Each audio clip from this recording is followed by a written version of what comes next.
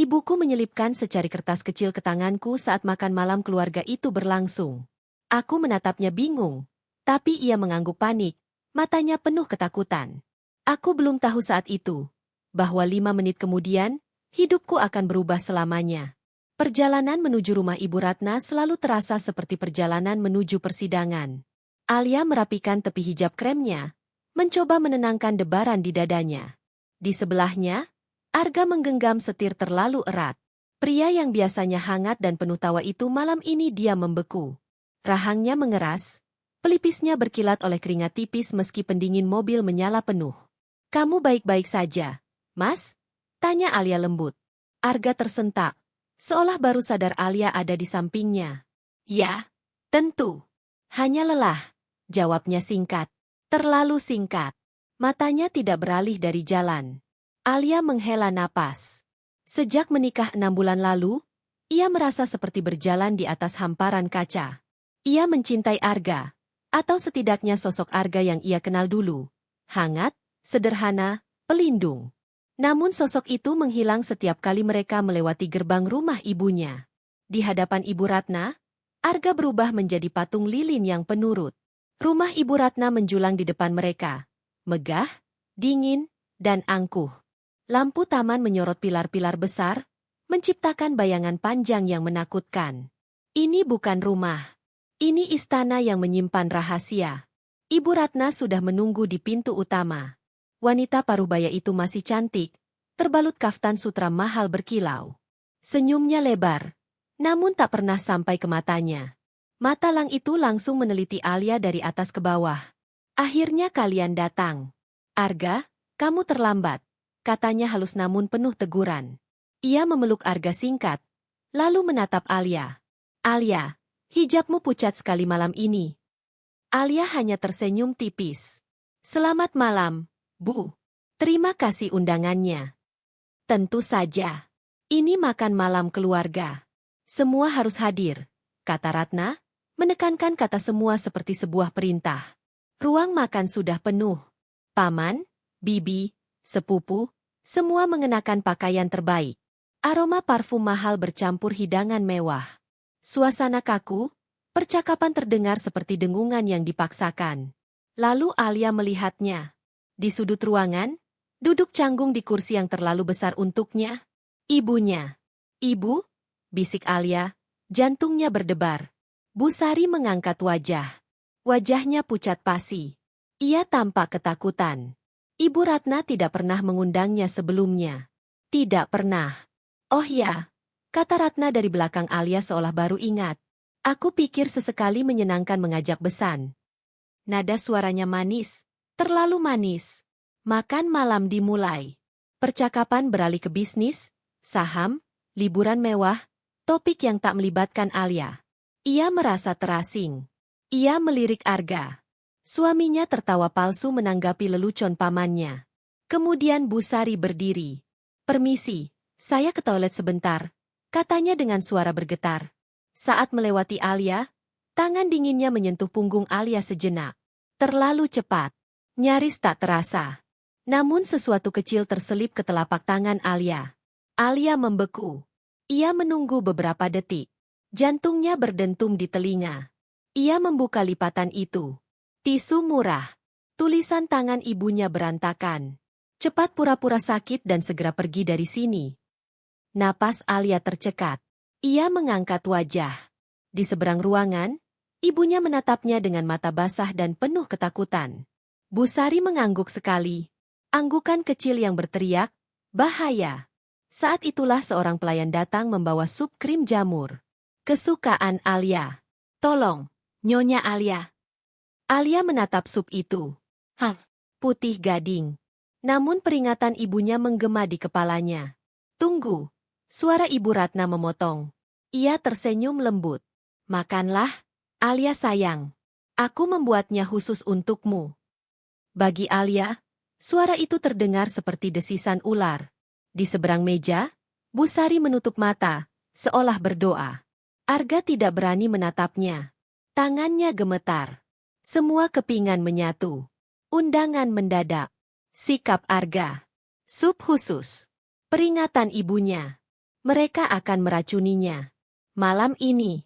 Sendok perak itu terasa sedingin es di tangan Alia. Mangkuk sup di hadapannya tampak seperti kawah kematian. Kata-kata Ibu Ratna menggema di kepalanya. Khusus untukmu. Jantung Alia berdebar begitu keras hingga terasa sakit. Ia harus pergi. Ibunya menyuruhnya pergi. Tapi bagaimana? Jika ia berdiri dan lari, mereka akan mengejarnya. Mereka akan membuatnya terlihat gila. Ia harus berpikir. Cepat. Pura-pura sakit. Ia melirik ke seberang meja. Tepat di hadapan Ibu Ratna, ada mangkuk sup yang identik. Sebuah ide gila melintas. Jika ia tak bisa lari, maka pemberi racunlah yang harus merasakannya. Kenapa diam, Alia? Tanya Ratna. Senyumnya belum luntur. Kamu tidak suka sup buatanku?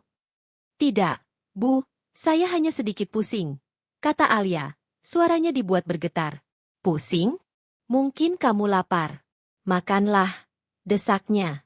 Alia harus menciptakan pengalihan. Ia melirik Arga. Suaminya terlihat sama gugupnya, tapi karena alasan berbeda. Mas Arga. Suara Alia melemah. Arga mengangkat wajah. Kesal. Kamu kenapa lagi? Kepalaku pusing sekali.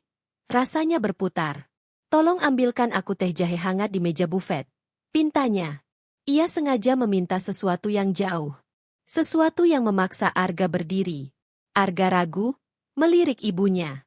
Ibu Ratna mengernyit tidak suka interupsi. Cepatlah, Arga. Istrimu tidak enak badan, bentaknya. Arga bangkit. Baik, Bu. Ia berjalan menuju meja bufet di ujung ruangan. Kesempatan. Tapi Ratna masih mengawasinya. Ia butuh pengalihan kedua. Alia melihat sepupunya di samping sedang bermain ponsel.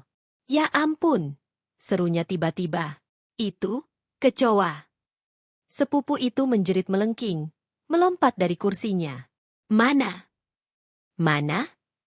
Semua orang menoleh. 1 detik, 2 detik. Itu cukup. Dengan gerakan secepat kilat, tangan Alia bergerak di balik lengan gamisnya. Ia menggeser mangkuk supnya ke seberang meja dan menarik mangkuk milik Ibu Ratna ke tempatnya. Selesai. Pertukaran terjadi tanpa suara. Arga kembali dengan teh jahe. Ini, katanya dingin. Terima kasih, Mas, bisik Alia. Mari kita lanjutkan makan malam, kata Ratna tenang. Ia mengambil sendoknya. Seluruh tubuh Alia menegang. Ia tidak bernapas. Ratna menyendok sup di hadapannya. Sup yang seharusnya diminum Alia. Sup berisi racun. Wanita itu membawanya ke mulut. Ah, sempurna, gumamnya. Ia menyendok lagi. 1 menit. Obrolan kembali mengalir. 2 menit. Ratna tertawa mendengar lelucon pamannya. 3 menit. Alia mencengkeram cangkir teh jahe. Tangannya sedingin es. Apakah ia salah? Apakah sup itu aman? 4 menit. Tawa Ratna berhenti. Ia terbatuk kecil. Kamu tidak apa-apa, Bu? Tanya Arga. Ratna mengangkat tangan, memberi isyarat baik-baik saja. Namun matanya mulai menyipit. Ia menatap mangkuk supnya dengan bingung. Ia menyentuh lehernya. Rasanya aneh, bisiknya. Ia batuk lagi. Lebih keras. Ibu? Panggil Arga panik. 5 menit. Ratna terkesiap. Matanya melotot. Tangannya mencengkeram meja. Wajahnya mulai membiru. Ia menatap Alia. Di matanya ada keterkejutan, lalu pemahaman mengerikan. Ia tahu. Ia tahu sup itu tertukar. Ratna mencoba berteriak, menunjuk Alia. Namun yang keluar hanya suara gelembung. Ia mencakar lehernya sendiri. Dengan satu kejang hebat, tubuhnya jatuh ke lantai marmer. Kursi terbalik. Busa putih keluar dari mulutnya. Ruangan meledak dalam kekacauan. Wanita menjerit. Pria berteriak. Panggil ambulans. Di tengah kepanikan itu, Arga berdiri mematung. Ia tidak menolong. Ia perlahan mengangkat kepalanya dan menatap Alia. Tatapan itu bukan kesedihan. Itu kemarahan murni. Tatapan pemburu yang mangsanya berbalik menggigit. Ia tahu. Sup itu untuk Alia. Dan Alia baru saja membunuh ibunya dengan jebakan mereka sendiri. Ibu! Ibu! Teriak Arga akhirnya, tapi suaranya terdengar seperti sandiwara. Kerabat mencoba memberi napas buatan. Tubuh Ratna sudah lemas. Matanya kosong. Alia masih duduk. Dunia terasa lambat. Ia melihat segalanya seperti dari balik kaca tebal. Lalu sebuah cengkeraman menarik lengannya. Alia, ayo! Bu Sari. Wajahnya tegang penuh tekad. Kita harus pergi sekarang. Ibu, tapi. Tidak ada tapi. Cangkir teh jahe jatuh dan pecah. Mereka berjalan melewati kerumunan. Tak ada yang memperhatikan. Semua mata tertuju pada tragedi di lantai. Alia! Teriakan itu menghentikan langkah mereka di ambang pintu. Arga. Wajahnya basah air mata. Matanya menyala kebencian. Mau kemana kamu? Desisnya. Mas, ibumu. Jangan sebut namanya. Arga melangkah maju. Kamu. Semua ini kamu? Seorang paman mencoba menenangkannya. Dia keracunan. Aku tahu, teriak Arga. Seharusnya dia yang mati, bukan ibuku. Ruangan mendadak hening. Tuduhan itu menggantung di udara. Alia, sang menantu, pembunuh. Lari, Alia, bisik Bu Sari. Mereka berlari. Jangan biarkan dia kabur, teriak Arga. Dia pembunuh. Satpam mencoba menghalangi. Menjauh, teriak Bu Sari, mendorongnya. Mereka keluar ke malam dingin. Mobil tua Bu Sari terparkir di jalan. Cepat masuk. Mereka melompat ke dalam. Mesin menyala. Arga muncul di teras, berlari ke arah mobil. Buka. Kamu tidak akan bisa lari. Ia menggedor kaca. Mobil melesat pergi. Alia melihat melalui kaca spion. Arga berdiri di bawah lampu jalan. Kecil. Penuh amarah. Tubuh Alia gemetar hebat. Ibu, apa yang sebenarnya terjadi?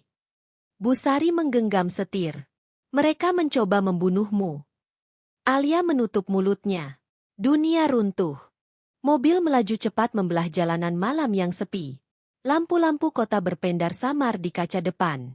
Alia masih gemetar, napasnya tak beraturan. Kepalanya dipenuhi satu pertanyaan yang terus berputar. Kenapa? Ibu, kenapa mereka ingin membunuhku? Suaranya pecah. Bu Sari menggenggam setir erat. Rahangnya menegang. Uang? Alia. Semua ini soal uang. Alia menatap ibunya, tak percaya. Aku sudah curiga sejak lama. Lanjut Bu Sari. Sejak Ibu Ratna memaksamu menandatangani begitu banyak dokumen asuransi setelah kalian menikah. Alia teringat. Tumpukan berkas. Tanda tangan terburu-buru. Alasan perlindungan keluarga. Aku pikir itu wajar, Bu, untuk perlindungan. Perlindungan siapa? Potong Bu Sari getir. Mobil berhenti di lampu merah. Jalanan kosong. Aku datang lebih awal malam ini. Lanjutnya. Sengaja 1 jam sebelum acara. Aku pura-pura salah lihat undangan. Alia menoleh. Aku bilang akan menunggu di ruang tamu. Tapi pelayan salah mengantarku ke paviliun taman. Aku hampir protes. Tapi dari sana aku bisa mendengar suara dari ruang kerja. Ia menelan ludah. Pintunya sedikit terbuka. Aku mendengar Arga dan Ratna berbicara. Jantung Alia berdegup keras. Apa yang mereka katakan? Bu Sari menutup mata sejenak, menahan amarah. Ibu Ratna memarahi Arga. Dia bilang Arga terlalu lambat. Lalu ia mengulang kata-kata yang membuat darah Alia membeku. Polis asuransi jiwa Alia sudah aktif penuh. 30 miliar. Cukup untuk menutup hutang perusahaanmu. Alia menutup mulutnya. 30 miliar. Jadi nyawanya hanya seharga itu. Arga terdengar ragu. Lanjut Bu Sari. Dia bilang, apa tidak ada cara lain, Bu? Ratna tertawa. Tawa yang dingin. Cara apa? Menunggu kakekmu bangkit dari kubur dan mengubah surat wasiatnya. Surat wasiat? Bisik Alia. Bu Sari mengangguk. Ratna mengeluh soal surat wasiat Pak Surya. Dia bilang ayahnya gila karena lebih mempercayai orang luar daripada darah dagingnya sendiri. Mobil kembali melaju. Apa maksudnya, Bu? Suara Alia nyaris tak terdengar. Busari menggenggam kemudi lebih kuat. Dia bilang, jika kamu mati malam ini, semua masalah warisan selesai. Polis asuransi cair. Dan menurut klausul wasiat itu, jika Arga menduda, saham pengendali perusahaan kembali ke tangan mereka. Dunia Alia runtuh. Jadi rencananya jelas. Ia mati. Arga menjadi duda berduka. Uang asuransi cair. Perusahaan kembali ke keluarga Ratna. Sempurna. Kejut. Suamimu setuju, kata Busari pelan. Kata-kata itu menghantam Alia lebih keras daripada apapun. Arga. Pria yang bersumpah melindunginya. Alia akhirnya menangis. Bukan karena kematian Ratna, tapi karena pengkhianatan yang menghancurkan hatinya. Saat aku melihat mereka menyajikan sup hanya untukmu, lanjut Busari. Aku tahu itulah saatnya memperingatkanmu. Ibu menyelamatkan hidupku, bisik Alia. Tentu saja, aku ibumu. Mereka berkendara dalam diam. Namun Busari tidak membawa mereka pulang. Ia membawa Alia ke pinggir kota, ke sebuah kompleks tua yang sepi. Mobil berhenti di depan rumah kecil tak terurus. Rumah siapa ini? Tanya Alia. Rumah peninggalan nenekmu. Tidak ada yang tahu tempat ini. Kita aman sementara. Mereka masuk. Rumah itu berdebu namun bersih. Busari segera mengunci pintu dan menutup tirai. Kita harus mematikan ponsel. Mereka bisa melacak kita. Alia mengangguk. Ia baru akan mematikan ponselnya ketika layar menyala. Puluhan panggilan tak terjawab dari Arga. Lalu sebuah pesan masuk. Pesan yang membuat darahnya membeku. Kamu akan membayar untuk ini, Alia. Kamu membunuh ibuku. Kamu pikir bisa lari dengan warisan kakek? Aku akan menemukanmu. Dan saat aku menemukanmu, aku akan memastikan kamu menyusul ibuku. Alia gemetar. Pengkhianatan itu kini lengkap. Arga tidak hanya mencoba membunuhnya demi uang. Sekarang ia memburunya karena dendam. Ia memutarbalikkan fakta. Di mata keluarga mereka, dan mungkin seluruh kota, Alia adalah pembunuh. Alia mematikan ponselnya. Ketakutan perlahan berubah menjadi sesuatu yang lain. Sesuatu yang dingin. Kemarahan. Aku tidak akan membiarkan mereka lolos. Bu, katanya mantap. Mereka pikir aku lemah. Mereka salah. Busari menatap putrinya. Apa rencanamu? Kita cari tahu isi surat wasiat Pak Surya. Besok. Pagi datang tanpa tidur. Alia duduk di sofa berdebu, memutar ulang kejadian malam itu. Setiap tatapan. Setiap kata. Setiap kebohongan. Rasa sakit berubah menjadi tekad. Ia tidak akan menjadi korban. Bersiaplah, kata Busari dari dapur. Aroma kopi instan memenuhi ruangan. Kita harus pergi sebelum berita kematian Ratna menyebar. Kita kemana? Kita ke Pak Dharma, pengacara lama keluarga Arga. Pak Surya sangat mempercayainya. Alia mengangguk. Ia harus menyamar. Ia mengenakan gamis hitam polos milik ibunya, kerudung gelap, dan kacamata baca tua. Ia tidak lagi terlihat seperti menantu keluarga kaya. Ia terlihat seperti wanita biasa. Mereka naik angkutan umum, berganti 3 kali. Kantor Pak Dharma berada di gedung tua di pusat kota. Kecil, penuh berkas dan buku hukum. Seorang sekretaris tua menatap curiga. Ada janji? Tidak, tapi ini darurat. Sampaikan pada Pak Dharma. Ini tentang wasiat almarhum Pak Surya, kata Busari tegas. Beberapa saat kemudian, seorang pria tua berambut putih muncul. Ia menatap Alia tajam. Nyonya Alia. Alia terkejut. Anda kenal saya? Saya hadir di pernikahan Anda, katanya. Saya sudah menduga cepat atau lambat Anda akan datang. Ia mengunci pintu. Saya sudah mendengar berita. Ratna meninggal. Serangan jantung katanya. Bukan, kata Alia tegas. Dia diracun. Racun yang disiapkan untuk saya. Pak Dharma tidak terlihat terkejut. Ia hanya menghela napas panjang. Jadi akhirnya Ratna bertindak. Alia menelan ludah. Pak, apa isi surat wasiat Pak Surya sebenarnya? Pak Dharma membuka laci, mengeluarkan amplop tebal tersegel. Pak Surya pria cerdas. Ia tahu putrinya serakah. Ia tahu Arga lemah. Ia tidak ingin perusahaan hancur. Ia meletakkan amplop di meja. Beliau tidak mewariskan perusahaan kepada Ratna. Juga tidak kepada Arga. Alia dan Busari saling berpandangan. Lalu kepada siapa? Tanya Alia. Pak Dharma menatapnya dalam. Kepada Anda, Nyonya Alia. Dunia kembali terhenti. Apa? Alia nyaris tak bisa bernapas. 51% saham pengendali perusahaan. Lanjutnya. Anda pemilik mayoritas. Alia terduduk lemas. Semua menjadi jelas. Mereka ingin dia mati. Karena dia adalah pemilik sebenarnya. Alia terduduk lemas di kursi kayu tua itu. Tangannya gemetar memegang amplop wasiat. 51% saham. Bukan Ratna. Bukan Arga. Melainkan dirinya. Semua kepingan mulai menyatu. Mereka tidak hanya ingin uang asuransi. Mereka ingin perusahaan. Tapi, kenapa mereka tidak tahu? Tanya Alia lirih. Kenapa mereka masih mengejar warisan itu? Pak Dharma tersenyum tipis. Disinilah kecerdikan Pak Surya. Ia membuka dokumen dan menunjuk sebuah bagian. Ada klausul khusus. Hak waris ini baru aktif jika salah satu dari dua kondisi terpenuhi.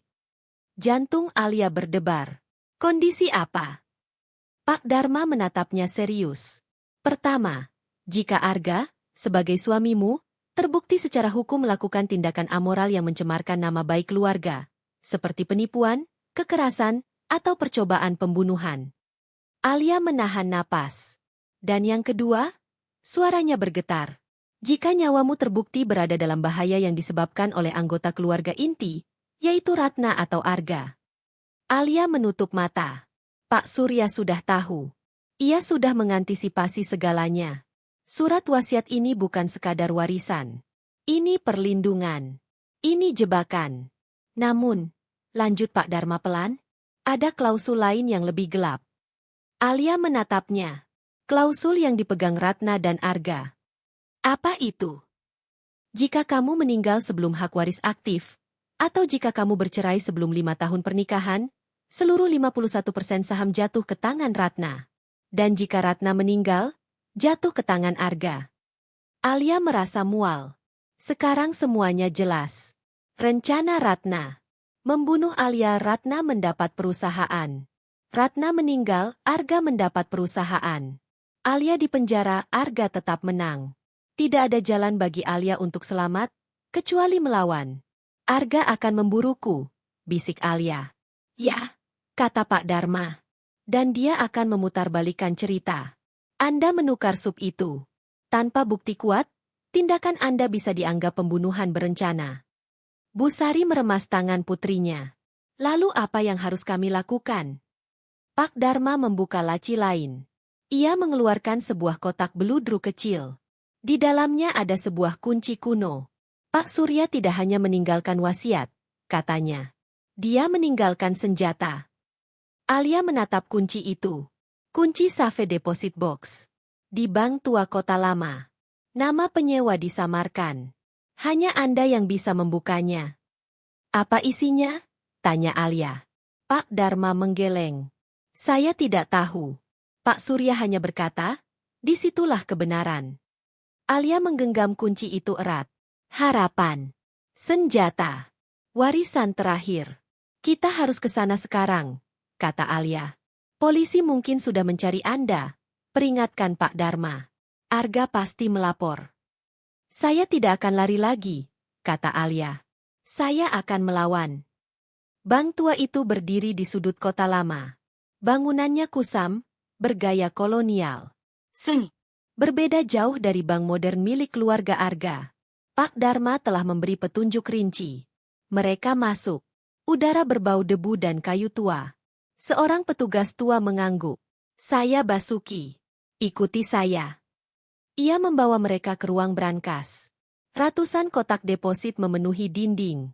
Nomor 312. Gumamnya. Alia memasukkan kunci. Klik. Kotak terbuka. Basuki meninggalkan mereka di ruang pribadi. Tangan Alia gemetar saat membuka kotak logam itu. Ia tidak menemukan uang. tidak perhiasan. Di dalamnya hanya laptop tipis warna perak, hard drive eksternal hitam, sepucuk surat. Surat itu ditujukan untuknya. Alia membukanya. Tulisan tangan Pak Surya rapi. Alia, anakku. Sejak pertama Arga membawamu ke rumah, aku melihat kebaikan yang hilang dari keluargaku. Aku tahu waktuku tidak lama. Ratna dibutakan keserakahan. Di laptop dan hard drive ini ada kebenaran. Gunakan dengan bijak. Jangan percaya siapapun. Bahkan Arga.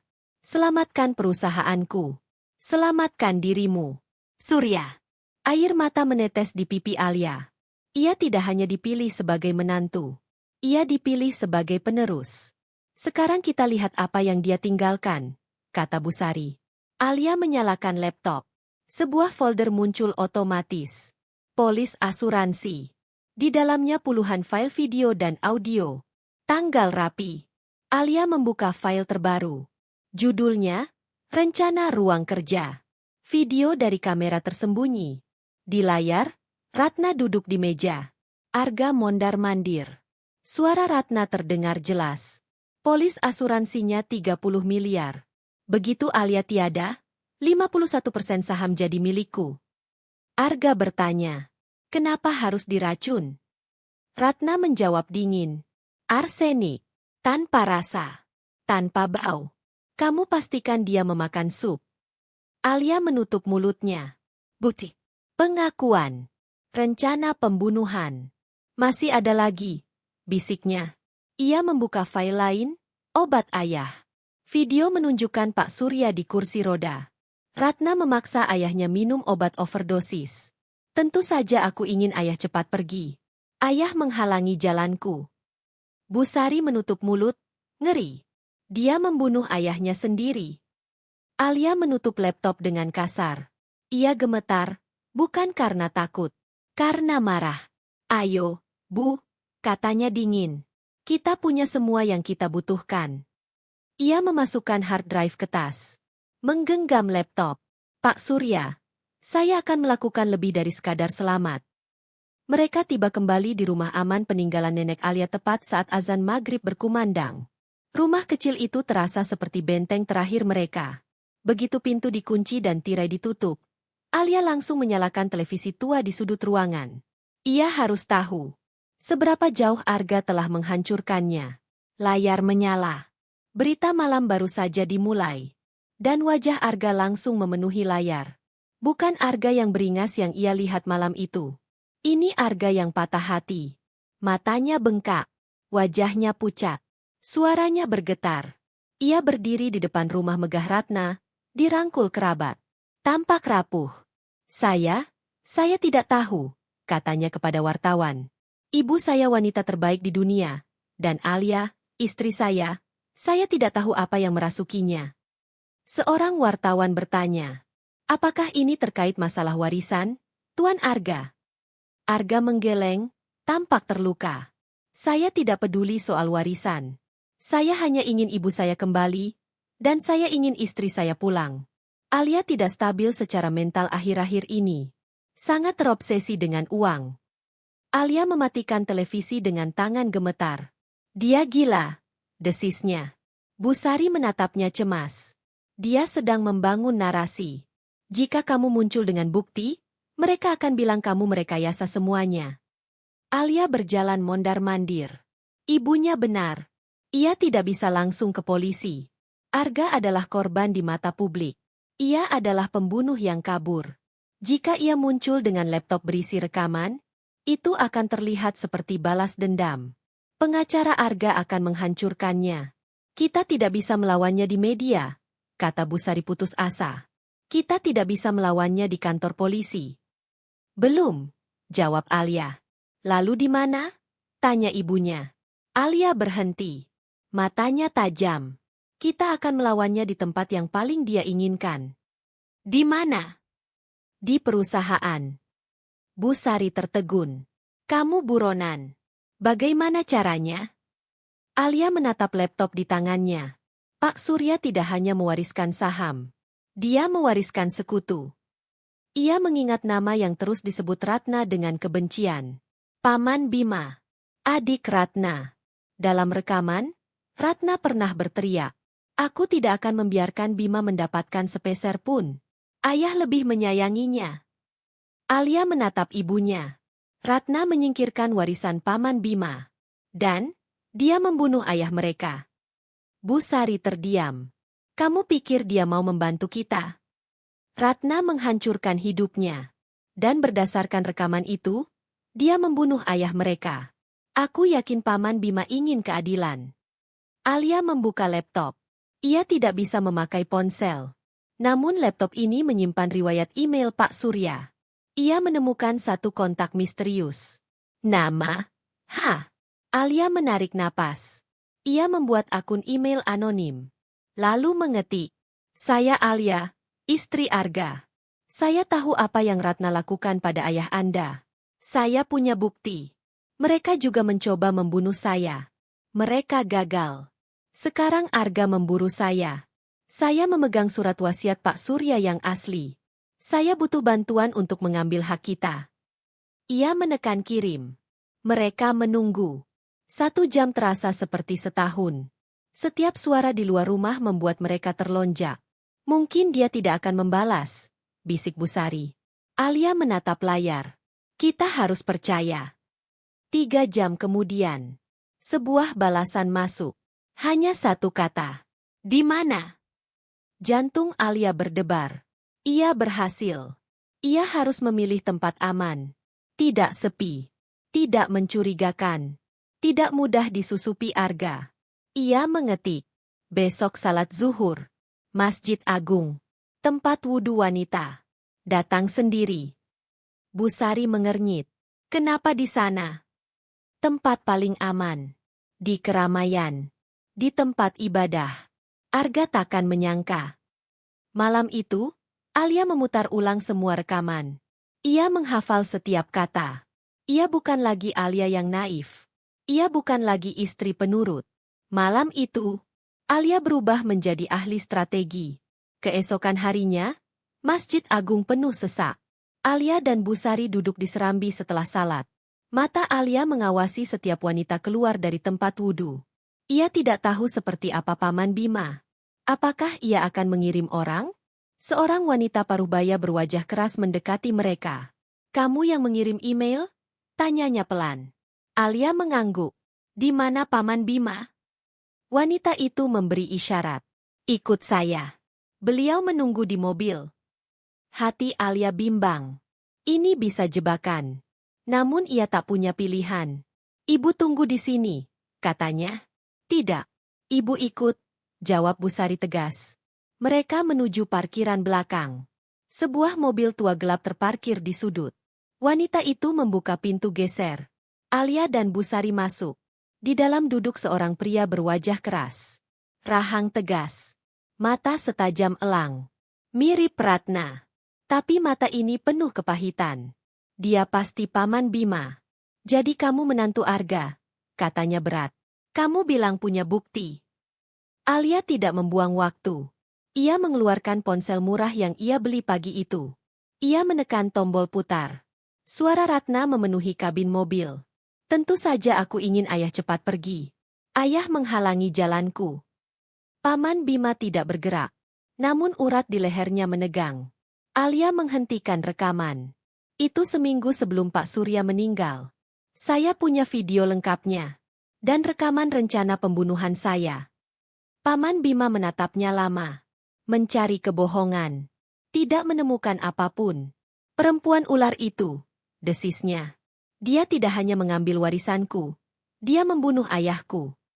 Ia meninju dashboard. Dan Arga, anak manja itu, dia membantunya. Ia menoleh ke Alia. Wajahnya berubah. Kepahitan menjadi tekad dingin. "Apa maumu, nak?" "Saya mau hak saya. 51% perusahaan. Dan saya mau Arga membayar." Paman Bima tersenyum tipis. Senyum tanpa kehangatan. "Kita tidak akan hanya memenjarakan Arga," katanya. "Itu terlalu mudah." Ia menatap Alia. "Kita akan menghancurkannya di depan semua orang yang dia hormati." Aliansi itu terbentuk. Perburuan balik dimulai. Rumah aman itu kini berubah menjadi ruang perang. Laptop terbuka di meja. Rekaman diputar berulang. Setiap kata dicatat. Setiap celah hukum dipelajari. Paman Bima duduk bersandar. Wajahnya keras diterangi cahaya layar. Dia tidak hanya melukismu sebagai pembunuh, Alia, katanya berat. Dia melukismu sebagai orang gila. Di layar televisi, Arga kembali muncul dalam acara bincang-bincang pagi. Ia menangis. Menceritakan bagaimana Alia berubah setelah Pak Surya meninggal. Bagaimana Alia terobsesi dengan surat wasiat. Bagaimana ia menjadi tidak stabil. Alia menatap layar tanpa ekspresi. Dia sedang membangun landasan hukum, katanya dingin. Nanti saat aku menunjukkan bukti, pengacaranya akan bilang aku merekayasanya. Dia anak Ratna, desis Paman Bima. Ular melahirkan ular. Busari meremas cangkir teh. Kita tidak bisa menyerahkan ini ke polisi sekarang. Belum, jawab Paman Bima.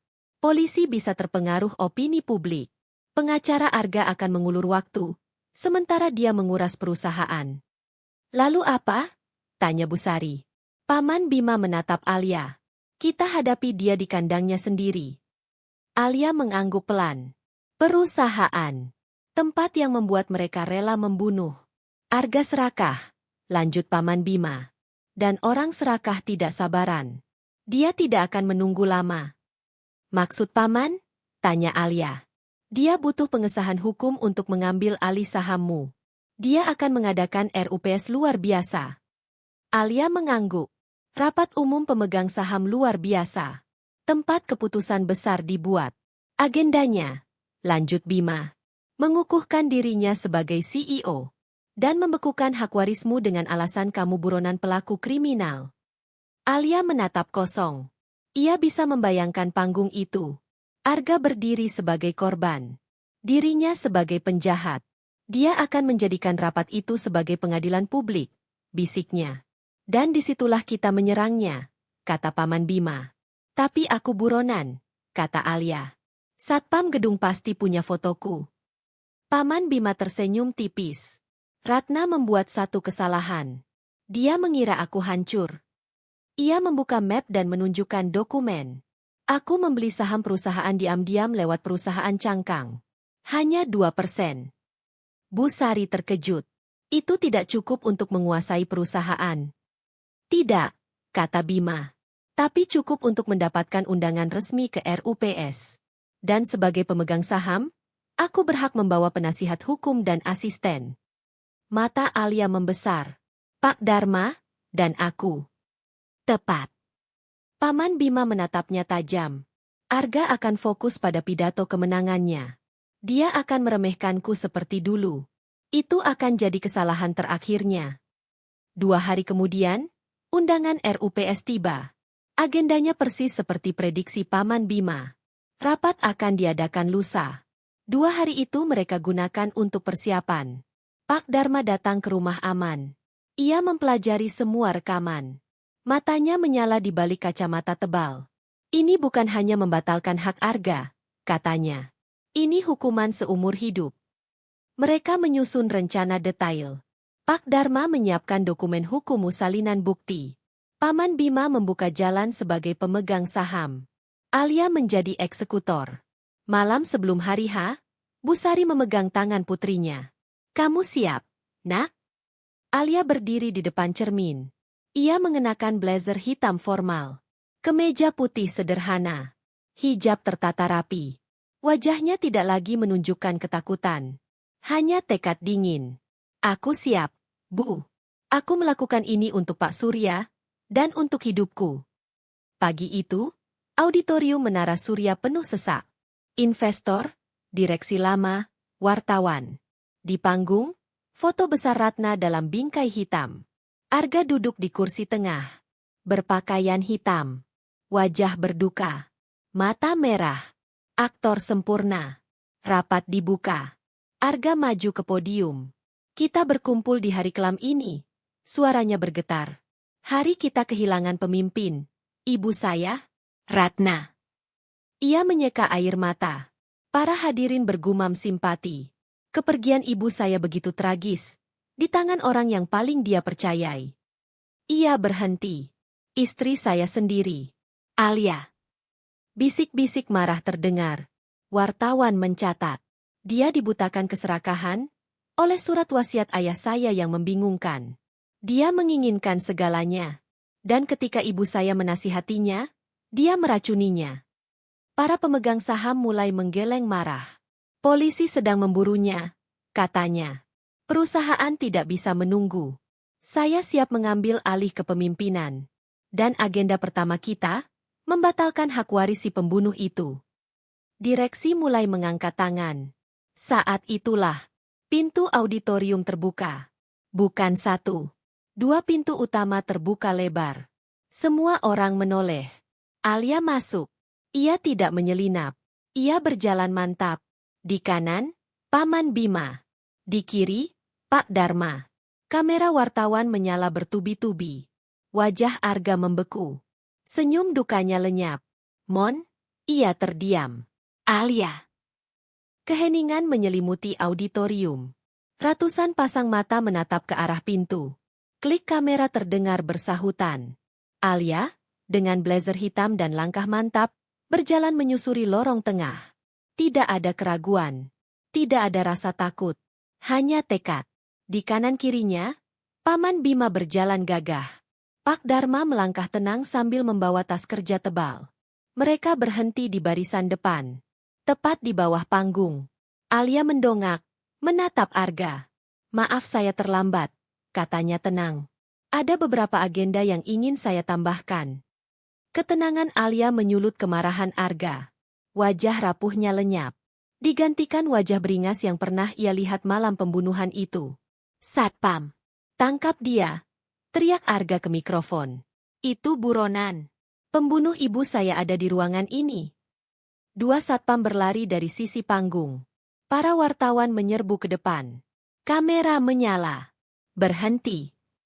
Suara Pak Dharma tidak keras, tapi penuh wibawa. Para satpam ragu. Atas dasar apa Anda menangkap klien saya? Tanyanya. Dia buronan, teriak Arga. Dia belum dinyatakan bersalah oleh pengadilan manapun, jawab Pak Dharma tenang. Dan dia hadir di sini bukan sebagai tersangka. Dia hadir sebagai pemilik sah 51% saham perusahaan ini. Kata-kata itu menggema. Pemilik mayoritas. Investor saling berpandangan. Ini bukan lagi drama keluarga. Ini perebutan kekuasaan. Dia tidak punya hak, teriak Arga. Haknya sedang dimosi untuk dicabut. Mosi Anda prematur, jawab Pak Dharma. Anda belum mendengar agenda Nyonya Alia. Aku tidak peduli. Anda seharusnya peduli, sela Paman Bima. Suara beratnya membuat Arga terdiam. Duduk, Arga. Dengarkan istrimu. Atau haruskah aku bilang, dengarkan bos barumu? Arga menatap pamannya dengan kebencian. Namun para pemegang saham tua mengenali Bima. Arga terpaksa mundur selangkah. Ia terjebak. Mengusir Alia sekarang hanya akan membuatnya terlihat menyembunyikan sesuatu. Alia tidak menunggu izin. Ia menaiki tangga kecil ke panggung. Berjalan ke podium kedua. Kini mereka berdiri berseberangan.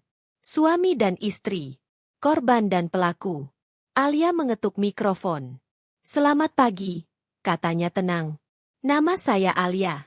Media mengenal saya sebagai pembunuh. Hari ini saya di sini untuk mengklarifikasi. Ruangan sunyi. Tapi yang terpenting, saya di sini sebagai ahli waris almarhum Pak Surya. Ia memberi isyarat pada Pak Dharma. Dokumen wasiat dibagikan ke pimpinan rapat dan investor. Seperti yang Anda lihat, lanjut Alia, 51% saham pengendali diwariskan kepada saya. Bukan kepada Ratna. Bukan kepada Arga. Bisik-bisik gempar terdengar. Tapi ada klausul, teriak Arga. Hak itu gugur jika nyawa saya terancam oleh anggota keluarga inti, potong Alia tajam. Benar, Mas Arga? Itulah mengapa Anda dan Ibu Ratna memutuskan, lebih baik saya mati. Bohong, teriak Arga. Kamu gila. Kamu yang membunuh ibuku. Alia menatapnya lurus. Mari kita bicara tentang keserakahan. Ia menoleh ke teknisi. Tolong hubungkan laptop saya ke proyektor. Arga panik. Rapat ini ditunda. Saya bilang duduk, bentak Paman Bima. Atau kami panggil polisi sekarang atas penipuan laporan keuangan yang kamu lakukan. Arga membeku. Pamannya tahu. Layar proyektor menyala. Logo perusahaan menghilang. Muncul rekaman ruang kerja. Ratna dan Arga. Suara Ratna memenuhi ruangan. Polis asuransinya 30 miliar. Begitu Alia tiada, 51% saham jadi milikku. Suara Arga. Kenapa harus diracun? Ratna. Arsenik. Tanpa rasa. Kamu pastikan dia memakan sup. Auditorium membeku. Tidak ada yang bernapas. Seorang wanita di barisan depan terisak. Rian, Arga, mencengkeram podium. Itu palsu. Rekayasa. Alia tetap tenang. Kalau begitu mari kita lihat rekaman lain. Video kedua diputar. Ratna memaksa Pak Surya minum obat overdosis. Tentu saja aku ingin ayah cepat pergi. Paman Bima berdiri, wajahnya merah. Itu ayah saya, teriaknya. Wanita itu membunuh ayahku. Ruangan meledak. Pembunuh. Panggil polisi. Arga terpojok. Dunianya runtuh. Namun dalam kepanikan, ia membuat kesalahan terakhir. Itu semua dia, teriak Arga menunjuk layar. Ibu yang merencanakan semuanya. Saya dipaksa. Saya korban. Ia mengkhianati ibunya sendiri. Mencoba menyelamatkan diri. Alia menatapnya dengan jijik. Itulah akhir Arga. Pengakuan Arga menggantung di udara. Saya dipaksa. Saya korban. Ruangan terdiam. Para hadirin mencerna apa yang baru saja mereka dengar. Seorang putra menyalahkan ibunya yang telah mati untuk menyelamatkan dirinya sendiri. Arga terengah-engah, matanya liar mencari simpati. Ia menatap Alia. Memohon. Alia menatap balik. Bukan dengan amarah. Dengan rasa jijik yang dingin. Senyum tipis penuh kepahitan terukir di bibirnya. Korban? Suara Alia tenang, namun terdengar jelas di seluruh ruangan. Ia kembali ke laptopnya. Tuan Arga baru saja melukiskan dirinya sebagai anak penurut yang ketakutan. Dia benar, Ratna memang jahat. Tapi Tuan Arga bukan korban. Wajah Arga pucat. Tidak, aku tidak. Benarkah? Potong Alia. Ia menggerakkan mouse. Saya ingin Anda semua mendengarkan ini dengan saksama. Rekaman audio saat rencana pembunuhan dimatangkan. Ia menatap Arga lurus. Dengarkan suara korban ini. Klik. Audio diputar. Suara Arga terdengar jelas di seluruh auditorium. Aku sudah pikirkan, Bu. Jangan pakai sianida.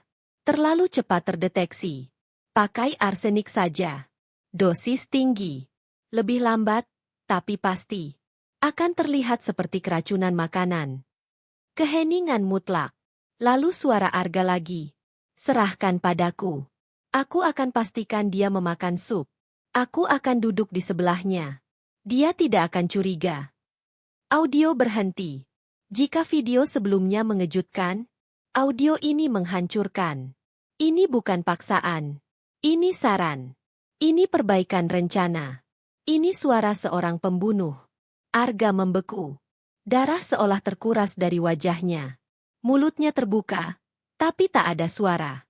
Kebohongan terakhirnya hancur. Ia bukan korban. Ia arsitek. Ia menatap Alia dengan ngeri. Ia tidak lagi melihat istrinya. Ia melihat hakim. Algojo. Aku? Ia terisak. Aku. Ia tidak bisa menyelesaikan kalimatnya. Lututnya lemas. Arga ambruk di podium. Bukan pingsan. Hancur. Ia mencengkeram kayu podium. Tubuhnya gemetar hebat. Isak tangis kering keluar dari tenggorokannya. Ia kalah. Sekarang, kata Alia lantang, mengambil alih ruangan. Setelah fakta diluruskan. Pak Dharma melangkah maju. Berdasarkan bukti yang tak terbantahkan ini, katanya. Dua hal jelas. Ia mengangkat dokumen. Pertama, Arga Abdullah secara sadar berkonspirasi melakukan pembunuhan berencana terhadap Alia. Dan kedua, Kondisi dalam surat wasiat Pak Surya telah terpenuhi. 51% saham pengendali perusahaan ini secara sah menjadi milik Nyonya Alia. Ruangan gempar. Dan ketiga, kata Paman Bima sambil mengangkat ponselnya. Seluruh rapat ini telah saya siarkan langsung ke kepolisian sejak pagi. Seolah menunggu isyarat, pintu auditorium terbuka. Puluhan polisi berseragam masuk. Langkah mereka tenang, tegak, tak terpengaruh keributan wartawan. Mata mereka tertuju ke panggung. Wartawan menggila. Kamera menyala. Arga mengangkat kepala. Realitas menghantamnya. Ini bukan lagi soal perusahaan. Ini soal kebebasannya. Tidak, tidak, bisiknya. Dua polisi naik ke panggung. Arga Abdullah, kata salah satu petugas. Anda ditahan atas dugaan konspirasi pembunuhan berencana terhadap Alia dan keterlibatan dalam pembunuhan Pak Surya. Suara borgol mengunci terdengar nyaring. Klik, klik. Arga meronta. Lepaskan aku. Aku tidak bersalah. Ia menatap Alia. Alia, tolong, katakan sesuatu. Saat mereka melewatinya, Arga berhasil meraih lengan Alia. Ia berlutut. Wajahnya basah air mata. Sayang, aku suamimu. Kartu terakhirnya. Kenangan cinta. Alia menatap tangan itu. Tangan yang pernah ia genggam dengan cinta. Tangan yang merencanakan kematiannya. Ia melepaskannya perlahan. Lalu membungkuk sedikit. Berbisik di telinga Arga. Suamiku, sudah mati malam itu. Bersama ibumu. Mata Arga melebar ngeri. Harapan terakhir padam. Polisi menyeretnya pergi. Aku akan keluar. Aku akan membunuhmu. Teriaknya putus asa. Pintu tertutup. Suara itu menghilang. Alia berdiri sendirian di panggung. Ia menatap foto besar Ratna. Lalu berjalan mendekat. Dan membalikan foto itu menghadap dinding. Ia kembali ke podium. Menarik napas dalam. Baik, katanya tenang. Agenda pertama. Mari kita mulai rapat. Ada perusahaan yang harus diselamatkan. 6 bulan kemudian, ruang rapat Dewan Direksi yang dulu terasa dingin dan angkuh kini bermandikan cahaya matahari sore. Jendela besar dibiarkan terbuka. Udara segar masuk. Di ujung meja panjang, Alia duduk di kursi utama. Hijab biru pastelnya kontras dengan kayu mahoni gelap. Wajahnya tenang. Tatapannya tegas. Ia bukan lagi menantu yang dipandang rendah. Ia pemimpin. Di sisi kanannya duduk Paman Bima, kini direktur operasional. Di sisi kirinya, Bu Sari duduk sedikit di belakang. Bukan anggota dewan, tetapi penasihat pribadi dan bayangan setiap putrinya. Dewan direksi baru mengelilingi meja. Semua fokus pada layar presentasi. Seperti yang Anda lihat, kata Alia sambil menunjuk grafik. Dengan melunasi hutang fiktif manajemen sebelumnya dan memfokuskan kembali produksi, arus kas kita positif untuk pertama kalinya dalam 3 tahun. Para anggota dewan mengangguk. Ada rasa hormat yang tulus di mata mereka. Paman Bima menambahkan. Berkat kepemimpinan Nyonya Alia, perusahaan tidak hanya selamat. Kita untung. Pak Surya pasti bangga. Alia tersenyum tipis. Terima kasih, Paman. Baik, rapat selesai. Para anggota dewan membereskan berkas. Di sudut ruangan, televisi menyiarkan berita siang. Seorang reporter berdiri di depan gedung pengadilan. Putusan yang telah ditunggu publik, katanya. Arga Abdullah divonis penjara seumur hidup. Gambar berganti. Arga, kurus, mengenakan seragam tahanan oranye, berteriak histeris saat putusan dibacakan. Wajah angkuhnya lenyap. Reporter melanjutkan. Hakim menyatakan Arga terbukti bersalah berkonspirasi membunuh istrinya, Alia, dan terlibat dalam pembunuhan sistematis ayahnya, Pak Surya, yang didalangi ibunya, almarhumah Ratna. Gambar berganti lagi. Rumah mewah Ratna disita negara. Seluruh aset Ratna disita untuk membayar ganti rugi, lanjut reporter. Alia mematikan televisi. Ruangan hening. Dia mendapatkan apa yang pantas dia dapatkan, kata Bu Sari pelan. Mereka berdua, koreksi Paman Bima. Alia mengangguk. Keadilan sudah ditegakkan. Malam itu, Rumah yang dulu milik Ratna terlihat berbeda. Dinding gelap dicat krem hangat. Perabot berat diganti dengan yang sederhana dan nyaman. Rumah itu tidak lagi terasa angkuh. Ia terasa hidup. Di ruang makan yang dulu menjadi saksi rencana pembunuhan, kini terdengar tawa. Alia, Busari, dan Paman Bima duduk mengelilingi meja. Di tengah meja, semangkuk besar sup krim jamur. Paman Bima ragu sejenak. Alia tersenyum. Tenang, Paman. Yang ini saya masak sendiri.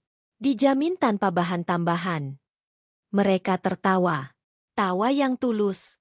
Tawa yang bebas. Mereka makan malam dengan damai. Tidak ada intrik. Tidak ada ketakutan.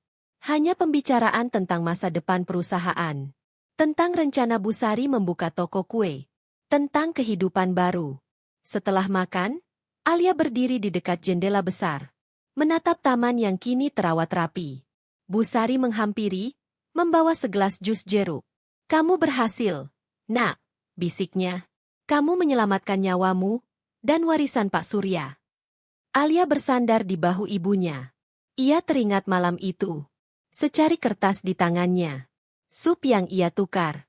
Semua terasa seperti kehidupan orang lain. Ia mengangkat gelasnya. Untuk Pak Surya, katanya pelan. Dan untuk keadilan. Busari mengangkat gelasnya. Untuk keadilan. Kamera imajiner menjauh. Keluar melalui jendela. Menyorot rumah yang kini damai di bawah langit malam. Seorang wanita telah melewati neraka. Dan keluar bukan hanya sebagai penyintas. Tetapi sebagai pemenang. Ia kehilangan suami pengkhianat. Namun menemukan kekuatannya. Keluarganya. Dan takdirnya sendiri. Sementara itu, di dalam sel penjara berdinding beton, Arga duduk sendirian.